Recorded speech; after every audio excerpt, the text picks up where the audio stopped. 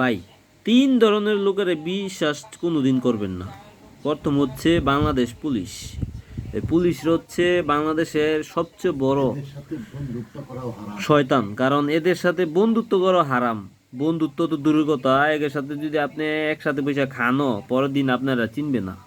আপনার মানে পুলিশ, বাংলাদেশের পুলিশ এত হারামি, আপনার সাথে পয়সা খাইব, আপনার সাথে মিল মহব্বত থাকবো, আবার আপনার পকেটেই একটা মাদক ঢুকাই দিয়া বলবে যে হ্যাঁ মাদক ব্যবসা করে। আর দ্বিতীয় হচ্ছে যে পল্লী বিদ্যুতের লোক। পল্লী বিদ্যুতের লোক আপনার বিল আসে, আগে আমরা লাইট জ্বালাইতাম 60 পাওয়ারের, আসতো 90 টাকা 100 টাকা। এখন একটা 9 পাওয়ারের একটা এলইডি লাইট জ্বালাইলে বিল আসে 1200 টাকা। এই পল্লী বিদ্যুতের লোকের কোনো বিশ্বাস নেই, তারা হচ্ছে সবচেয়ে বড় চোর।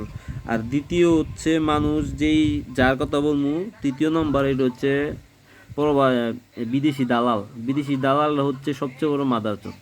এই দেশে বিদেশে আনে মানুষ অনেক ভালো ভালো কথা কইয়া যে ভালো কাজ আছে, তোমার বেতন হইব 80,000 70,000 90,000, মানে বিভিন্ন পন্থায় লোক ভাও করে, করার পরে তারপরে এই দেশে আনার পরে আলা কোম্পানি বিচারে পাওয়া যায় না, ভিসা লাগে না, অবৈধ বইতে, মানে যা তা অবস্থা। তো সবাই সাবধান, এই তিন ধরনের লোক থেকে সবাই সাবধান।